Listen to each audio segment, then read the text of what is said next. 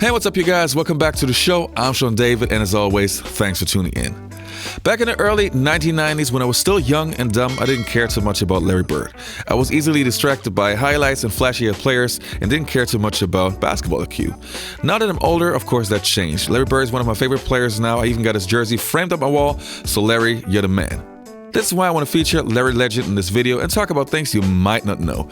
But before we start with this video, if you like this video, please don't forget to subscribe, and I would say, let's go.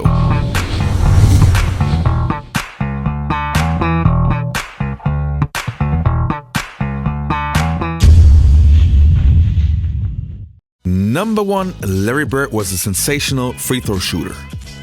When a player has so many great qualities on the floor, you can easily overlook certain things. Even though shooting free throws is such an important part of the game, hardly anybody talks about Larry Bird, the great free throw shooter.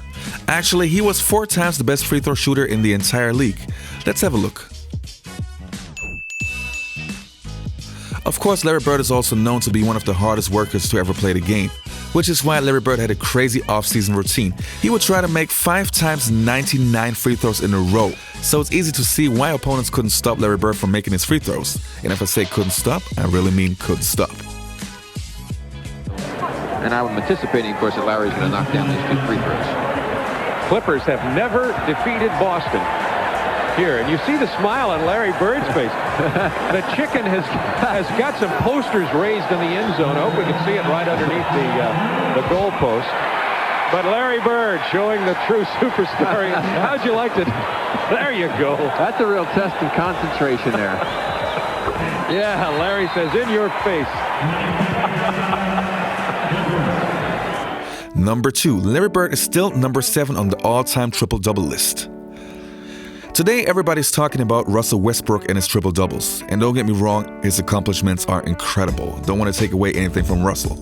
But Larry Bird was also one of the best triple-double guys. What sticks out the most to me in comparison to a Jason Kidd or a LeBron James, for example, is that Larry Bird didn't even play 900 games in comparison to Jason Kidd's 1,391 games or LeBron's 1,200 plus games. And don't forget, Larry Bird's last 4 seasons, he was playing with a bad back. So just imagine how good he could have been if he would have been healthy. With the big numbers, Bird with 49 points. Larry Bird with a triple-double. Larry Bird was thought to be a scratch for today because of the Achilles tendon injury and a bruised thigh, and he has come through with his best game of the season. Number 3, he almost had a quadruple-double. There are only 4 players in NBA history who ever accomplished a quadruple-double. Nate Thurman in 1974, Alvin Robertson in 1986, Hakeem Olajuwon in 1990s, twice by the way, and of course David Robinson in 1994. It's no secret that this is almost impossible. But Larry Bird came super close in 1985 against the Utah Jazz, and the crazy part was he only played 3 quarters. The Celtics have to be a little bit tired because they did have such a tough effort yesterday and such an emotional game on national television against the Lakers. This statement right here by Larry Bird that was made a couple of weeks ago just about says it all. He says, we have some great players on this team, and he thinks the one thing that makes them so good is that when we do get beat, says Bird, we take it personal, and the next team we play pays for it. DJ wide left to Larry Bird on the wing. Kite comes over and sets the screen. Bird behind it, raises. 3-pointer up. Good! Larry Bird with 5 points already in Boston with the first 7 points of the game. Kelly backs in on the base. Fall away for the shot that's not close. Rebound to Larry Bird. Out here comes Boston.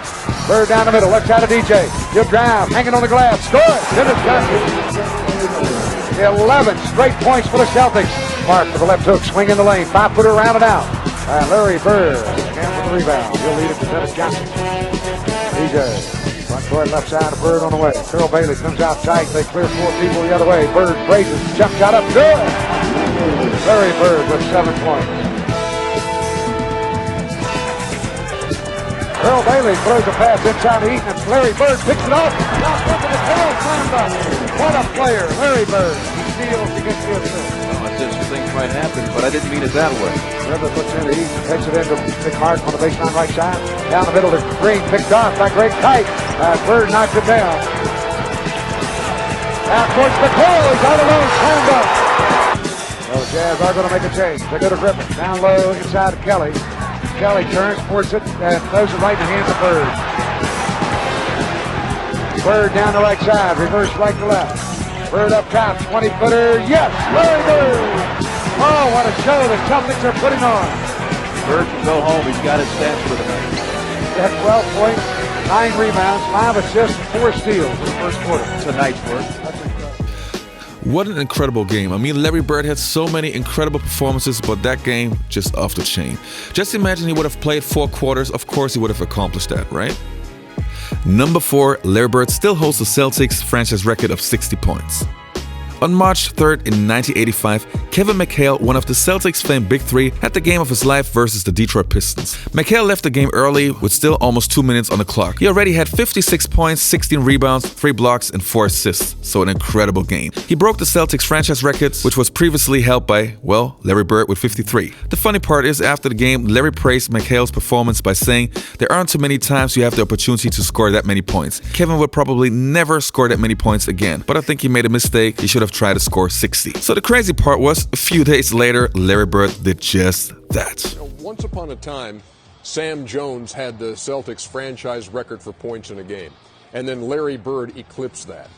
And then Kevin McHale actually eclipsed Larry Bird's franchise scoring record.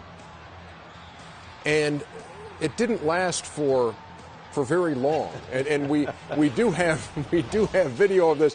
It lasted about 9 days, as a matter of fact. Yes, it did. This was me getting 56er against Detroit. That's something you don't see often, right there. Was a skinny Quinn Buckman. And there I go, getting 56, feeling pretty good about myself. And it was 9 days later. As a matter of fact, towards the end of the game, Larry came up to me and said, I said, I'm going to come out. It was a minute and a half or 2 minutes ago in the game. Larry came up and said, "Were you crazy?"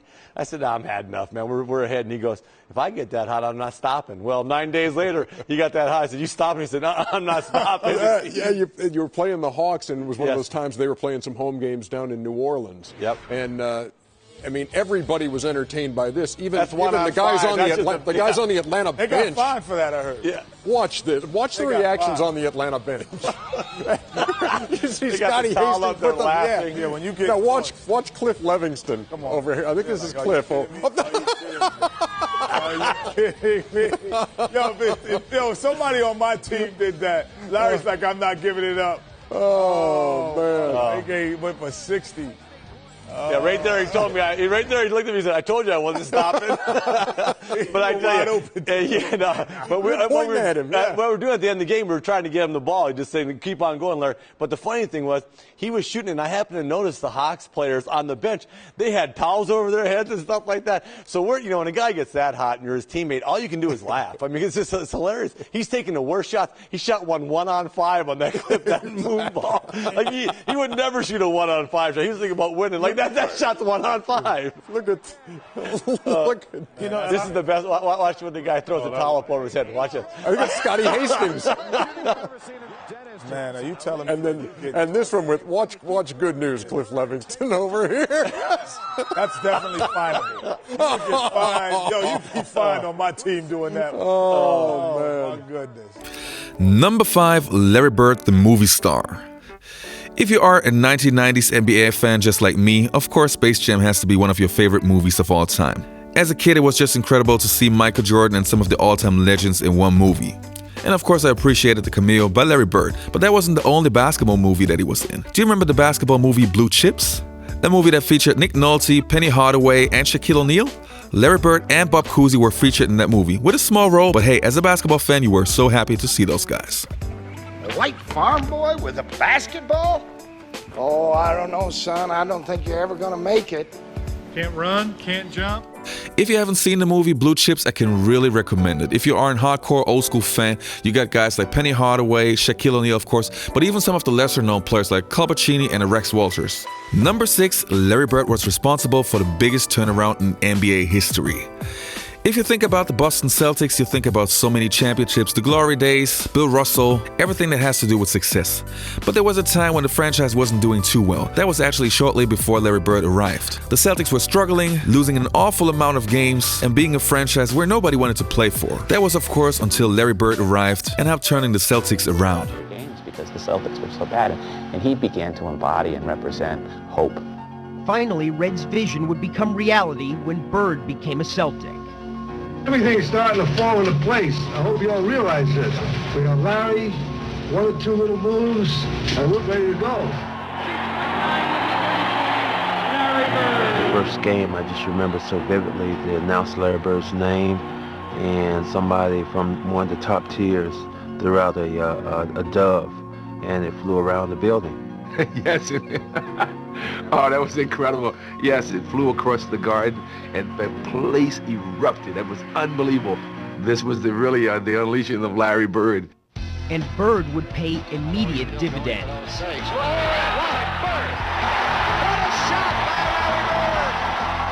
Celtics have got 3 seconds. 2. Bird, a runner. It's good! Yes, indeed! No one was questioning Red's move any longer. In Larry Bird, he had found all the qualities of Celtic greatness, embodied in one player, a player who combined talent with tenacity. He'd dive on the floor. He'd do whatever it takes. Look out, Bird's in the crowd trying to get a loose ball back, and by golly, he does it. He was the most self-motivated player I ever saw. Bird had revitalized not only the franchise, but also its fans.